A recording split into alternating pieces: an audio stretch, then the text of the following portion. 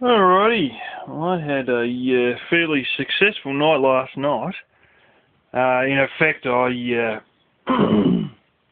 only think I've ever seen this shown it once or twice, and you've probably only seen a little bit of the interior. There's a car that me old man's got, and there's been a lot of talk as mine was getting worse and worse, and now it's got really bad. That I'd end up taking over that car, but I had a bit of a talk to my mum about it, and I didn't really want to sort of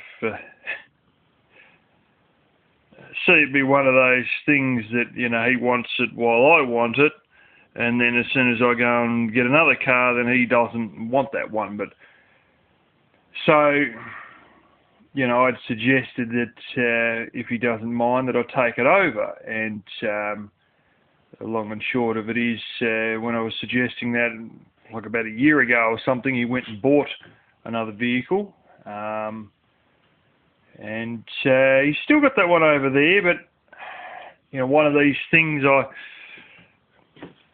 he was finding a bit of use for it, but I didn't know if this was sort of like if he was still, I was still had the potential to end up with it or not. And talked to my mother, and she talked to him, and I suggested to my mother, even if he wants me to buy it off him, I'd buy it for $1,000. And last night, that's exactly what I did. So cash has exchanged hands, and now it's not a maybe you can use it until you get something else. Now it's yours sort of thing. So yeah, within a short time of suggesting that, I paid when it was a short time of that being said, I went and got the cash shortly thereafter, and handed over the cash. So yeah, that's it's sort of interesting. It's the previous model from that. So what I got's a '99. That's the long wheelbase flagship sort of one with all the leather seats and all the bullshit in the world. And this one's the more basic model. Similar size, same engine block, but they changed a bit with the engine, and it sort of went from using the heavier oil for that one, and my one uses the lighter oil. So I'm going to be back to an engine with a heavier oil.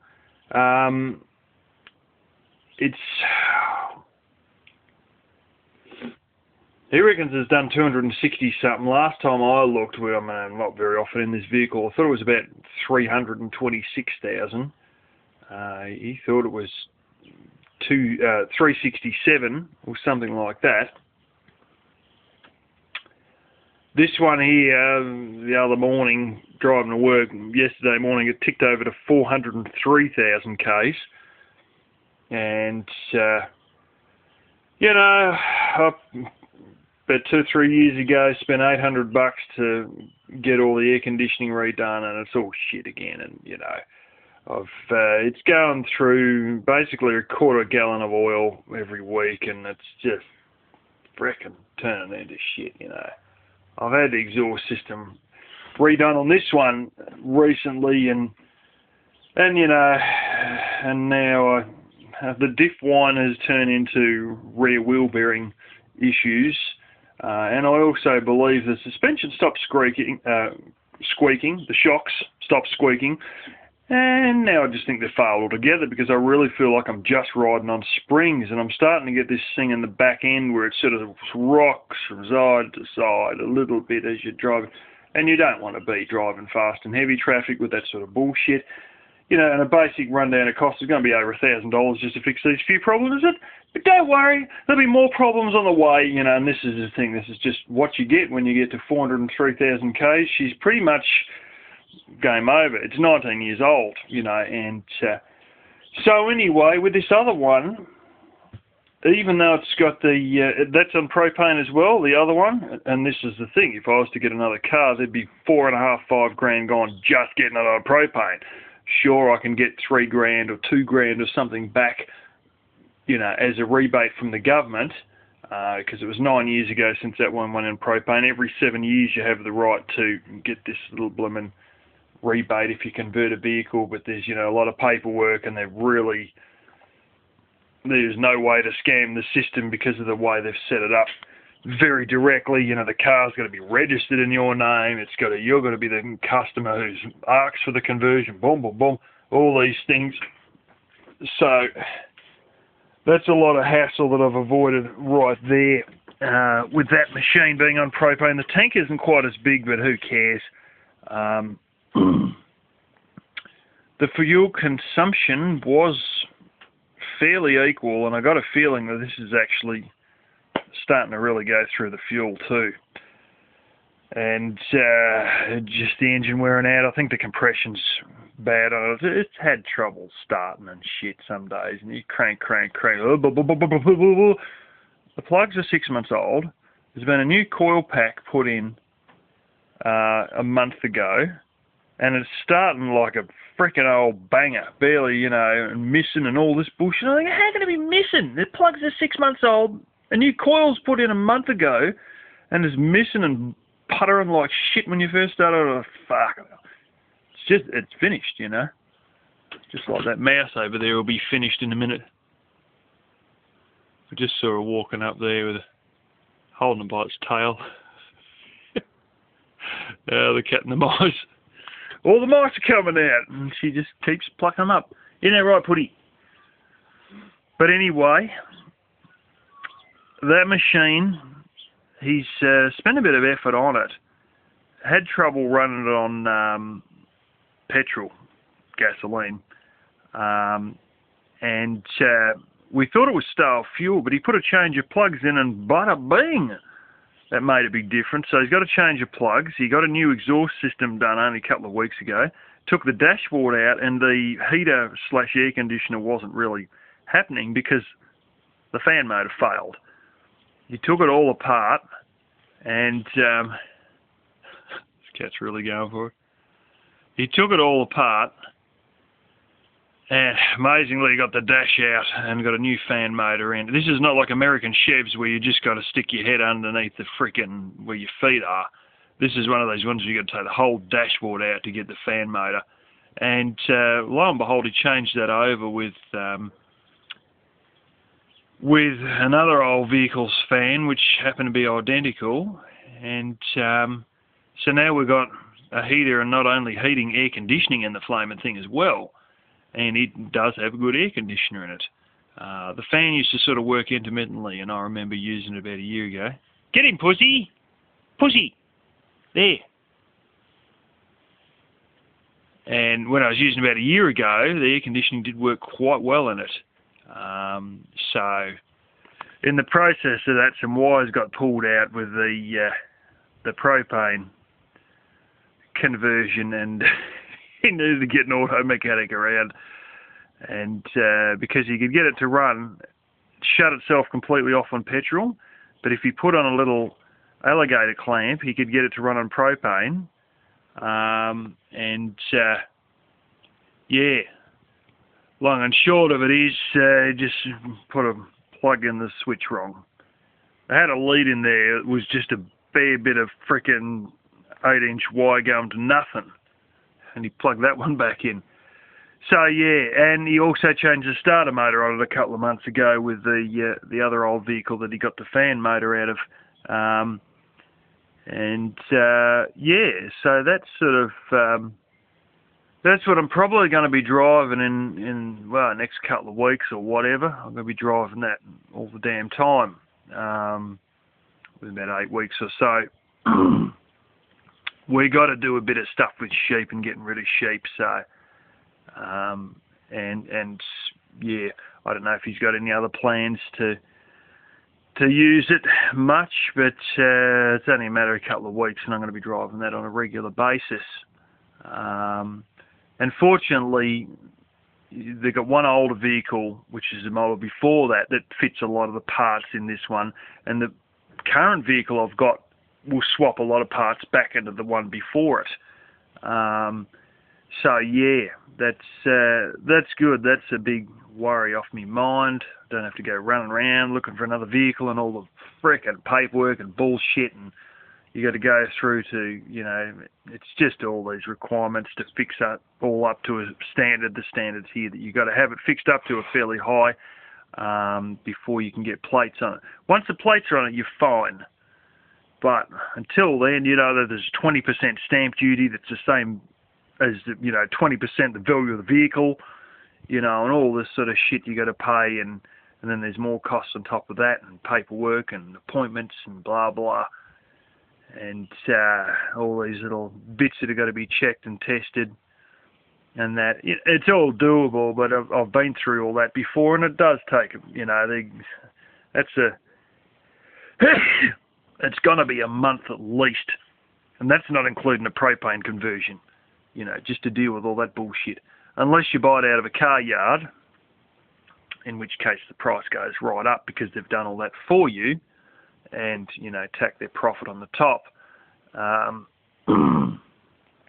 they've paid for all the government fees and all that, but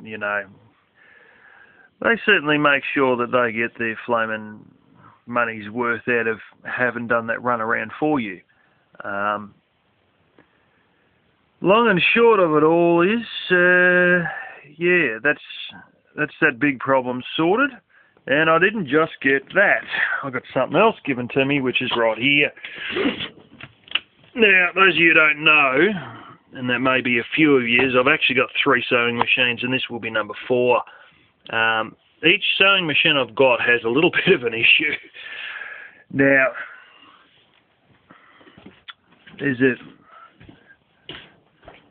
I'm not going to get that out. There's all shit in the way. A lot of you've seen this one. That's what I call the Husqvarna. If I hold this right, you can see it's actually made by the same place that makes chainsaws and the weed eaters and all that business. Got the other old faff, which I call this one Hitler because it's given me so much shit.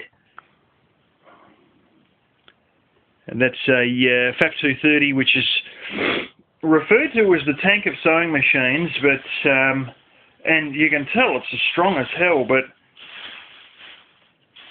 this is really bizarre, but it's lost the ability to do straight stitch. Now, when I first got it, it would do straight stitch. That one cost me $250. That's the dearest of a lot of them. When I got to do straight stitch and zigzag, in fact, the zigzag was jammed, and my sewing machine mechanic got the width adjustment on the zigzag moving again. And it would sort of sew stretch fabric all right, and then within a couple of weeks, it just would not hold any stitches for stretch fabric. It hates stretch fabric. It just rigid fabric only, and that's about the only option you got.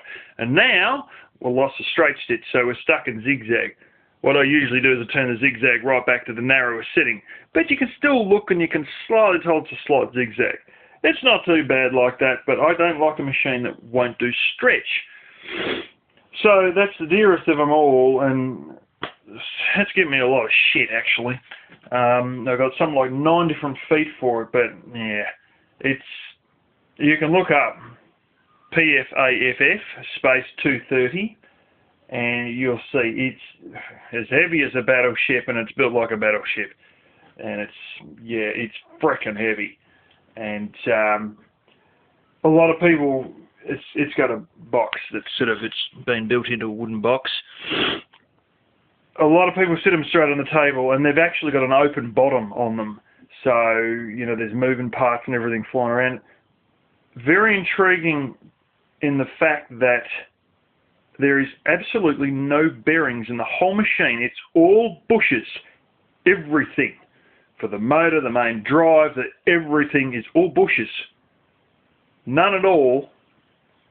No bearings at all. Just all bushes. But they're known to last forever. And that was built in the 60s. The other Husky here will do stretch, but it had issues, and we had, that's me forwards down there, and reverse up the top, and you see a little black mark. I use a little coffee stirrer bit and this elastic, and that'll give me a short stitch. Down full length there, it's a bigger stitch, and I've got, but this is the thing. You can't just turn the knob and adjust the stitch length. You've got to try and prop all this shit up to hold this. It is literally a piece of bent wire, and there's like a spatter thing on the end of it. Parts are missing it. They said, oh, it's got tension issues. It was just a shit bobbin. But, there was literally parts missing, and some of these commonly break certain parts with the Husqvarna, that's known. They used to be the Rolls-Royce machines, and then they started putting the odd plastic cog or two in and went downhill from there. But this, it's probably something to do with the modification to try and replace this part, and oh, you should get one. You can't get them because they've all broken them. Plus it's built in about 1980, so you're asking for something that's reasonably old, as you know. So they would have none of those parts left because all the stocks of those parts would have been completely exhausted after 38 years, is it? So, yeah. It's got a width setting, and intriguing thing with this is you don't have straight stitch. You just slap the zigzag back to 0, which is how most of them are supposed to work, including the FAF, but it will always have a slight, movement as it's running zigzag. But this one you can go from 0. You can't go to the full 4, which is full-blown zigzag, because it starts making a real bad banging noise, which I think has something to do with our improvised part replacement. But I can go half width, which is not the best, but it's better than nothing for stretch materials. So I can go to the little mark below the 2, and I can turn it to that, and any further than that, it starts making a banging noise. And one of the ways I've got out of doing, stretch materials without being able to do full width zigzag, only being stuck at half width, is woolly nylon. It's stretched thread. In essence, these are, it's not too bad. I've got another one that's like this. It's built in the 60s. It's grey. It only does straight stitch.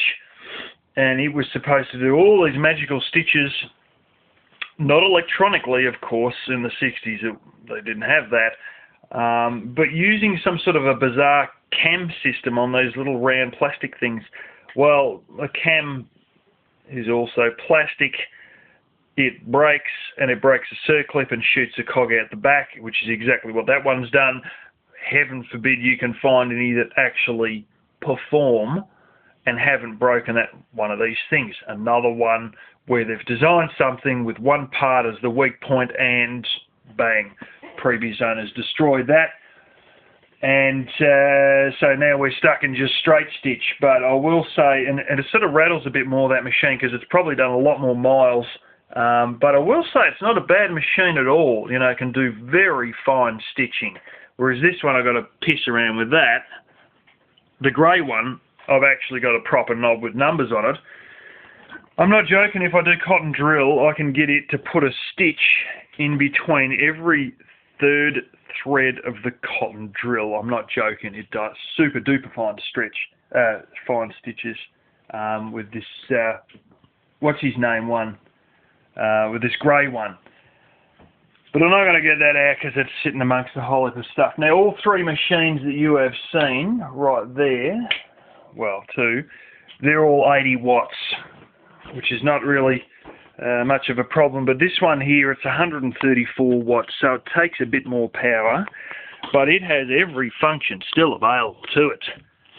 It's your stitch length. I forget what that is. I think it's something to do with the feed, that one. We did try it out. I think it changes the feed direction or some blasted thing. We tried this and it wasn't as good as it could be, but buttonholing capabilities, and I could not believe it.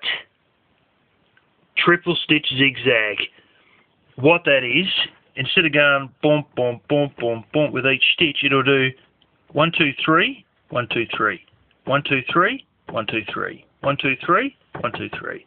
And it'll just keep going 3 in one direction, 3 the other way, and so on and so forth. And yeah, a Japanese-built machine. This is also from the 80s. I don't know if you can see that, but it says Tokyo, Japan. And she's fairly heavy duty. It's fairly, yeah, big, oversized, sort of a late 70s, early 80s sort of a feel to it. Like it's a really heavy sort of a donkey. You know, there's no way knowing that you'd. I'll be quite honest, it's heavier built than the Husqvarnas. And it does have that really sort of a bit of a... There's a time there in the late 70s and the early 80s where the Japanese, a lot of the stuff they made wasn't the smaller size Japanese stuff you see today. It was more of a slightly larger, fairly, you know, excessively heavy duty, sort of a simpler design, and it's really got that feel to it. Just the way it's all put together, you know, everything is really a lot heavier duty than the Husqvarnas, and but I'm probably not going to use that on a regular basis because it takes a bit more power, and a lot of the time I'm just doing straight stitch, and the Husky's fine for it, you know, and yeah, but all the same, I'll probably get the faff out of the way and put that one in the same spot. And yeah, I've still got to put a bit of sealing up in that room before winter, but I like the idea of having two machines on the one table, and you just slide. I've got one of those office chairs with the wheels on it, and I just sort of slide from one side to the other. But yeah, so that's that.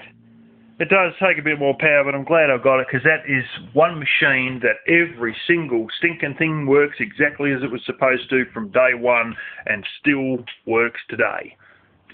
Versus the other ones which always seem to have one little problem or something, you know. And yeah, so anyway, that's that there. Yeah.